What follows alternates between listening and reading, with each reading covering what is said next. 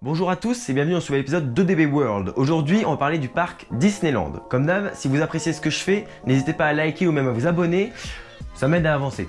Allez, c'est parti.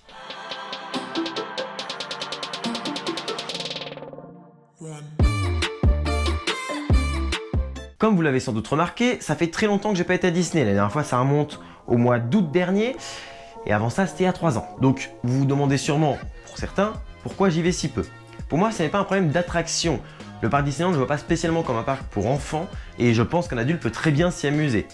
Je ne parlerai pas non plus des choix d'inclure Marvel et Star Wars dans le parc, car pour moi, c'est une question de goût et du coup, je ne reviendrai pas là-dessus dans cette vidéo. Donc, d'où vient ce refus d'aller à Mickeyland? Eh bien, c'est un tout, ça va du prix à la façon d'exploiter le parc. Pour moi, il n'y a pas grand-chose qui me convient et du coup, je vais vous donner quelques exemples concrets. Je précise que je ne vais pas comparer le parc Disneyland aux autres parcs. Pour moi, il n'y a pas lieu d'être. Par contre, je vais comparer à lui-même sur les 6 dernières années selon mon ressenti à moi.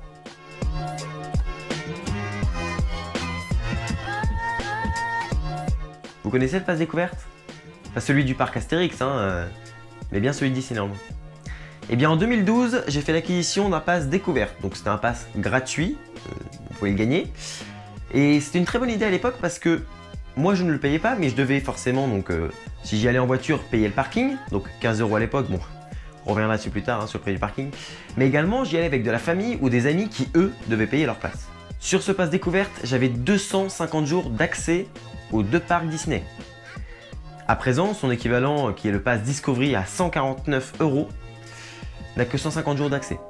Quand ce pass découverte expira, je fis l'acquisition du pass Fantasy qui valait à l'époque 149 € et maintenant on voit que c'est le prix du pass Discovery. Et on est loin également du pass Magic Plus qui est une sorte d'équivalent du pass Fantasy qui vaut maintenant 259 € par an.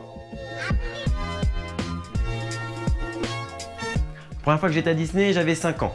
La seconde fois, j'avais autour de 10 ans.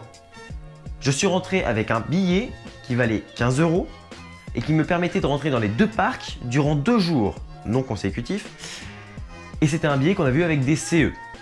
Ensuite, avec le passeport découverte, Fantasy et tous les autres de la gamme, on avait des billets amis. Ces billets existent toujours aujourd'hui d'ailleurs pour les détenteurs de pass, mais c'est pas le même prix. Le billet était de 20 à 24 € ou 21 à 25 € selon les passes et les périodes. Et du coup, c'était hyper avantageux. Déjà que le passeport découvert, je n'ai pas payé, mais en plus, je pouvais emmener avec ce dernier une vingtaine de personnes par mois pour la modique somme de 24 ou 25 €. Et à présent, le billet ami est plutôt aux alentours des 40 €.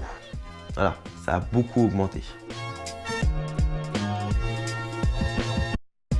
Dernier point, la gestion des flux et le rendement.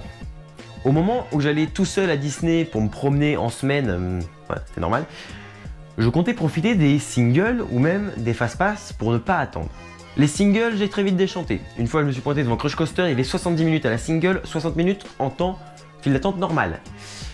J'ai demandé à l'opérateur qu'est-ce que c'était que ce merdier et lui, très gentiment, m'a répondu que les groupes pouvaient rentrer dans la single, que ce n'était pas interdit et qu'ils ne pouvaient pas les interdire, juste les déconseiller de le faire. À Ratatouille, un autre jour, la single est blindée, je parle avec l'opérateur de ça, et l'opérateur me dit en fait que tous les 4 wagons où il n'y a pas de single dedans, ils font partir un wagon de single complet.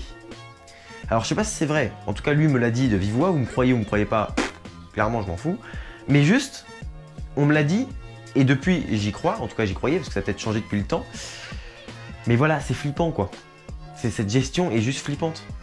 Ensuite, j'ai eu l'occasion d'aller au parc Walt Disney Studios un jour où aucun fast-pass n'était activé, donc aucune attraction n'avait de fast-pass. Me demandez pas pourquoi, j'en sais rien. Le fait est que les files d'attente étaient plutôt remplies du coup, donc par exemple Rock ressortait bien dans les serpentins là, et pourtant, j'ai quasiment pas attendu. J'étais tout seul et je me suis dit je vais passer une sale journée, et en fait pas du tout, j'ai quasiment pas attendu parce qu'en fait, bah oui, quand il y a 5 ou 6 trains sur les attractions, bah évidemment ça envoie, donc quand il n'y a pas les fast-pass, ça bombarde, la file d'attente, on s'arrête quasiment jamais de marcher. Mais ça c'est un problème, c'est qu'il y a les fast-pass, et pour moi les fast-pass sont une grosse connerie et devraient être retirés du parc. Après c'est un choix du parc, je le respecte, mais du coup j'y vais plus. Ajoutez à ça un parking qui est passé de 15 à 25 € dans les 18 derniers mois là, et vous comprenez pourquoi j'y vais plus. Perso, j'aime beaucoup Disney en tant que parc. Et d'ailleurs, j'y retournerai bientôt pour faire Rock avant qu'il ferme. Mais À côté de ça, je suis désolé. Je peux pas cautionner ça. Entre les fast-pass qui pour moi sont une connerie, la gestion des flux qui est horrible, le prix qui augmente, mais le standing qui diminue et en plus surtout, on nous offre pas grand chose. Là, heureusement, on a un plan d'investissement, on attend de voir le résultat, mais on n'annonce pas énormément de choses. Il n'y a pas eu d'augmentation ces derniers temps de choses proposées. En tout cas, ça vaut pas l'augmentation qu'il y a eu. Par contre, je comprends tout à fait que des gens y aillent toujours. S'ils ont l'argent, s'ils ont les moyens, même techniques d'y aller et que ça leur fait plaisir d'y aller, qu'ils y aillent. Mais juste moi, personnellement, j'ai fait ce choix-là de ne plus y aller, en tout cas beaucoup moins souvent. Bon, j'aurais pu vous en parler pendant des heures, mais je préfère faire un truc court avec beaucoup d'infos et surtout quelque chose de concret. Le débat est sans fin et d'ailleurs, je ne reviendrai pas sur le débat des fast-pass.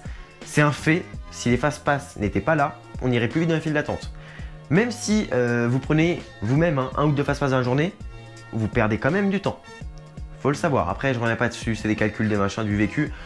Pensez ce que vous voulez, moi ça m'est totalement égal. Mais je vous le dis, que vous soyez au courant. C'est donc la fin de cet épisode. Je vous remercie de l'avoir regardé jusqu'au bout. Je vous dis à bientôt pour un prochain épisode de DB World. D'ici là, soyez enthousiastes. Salut!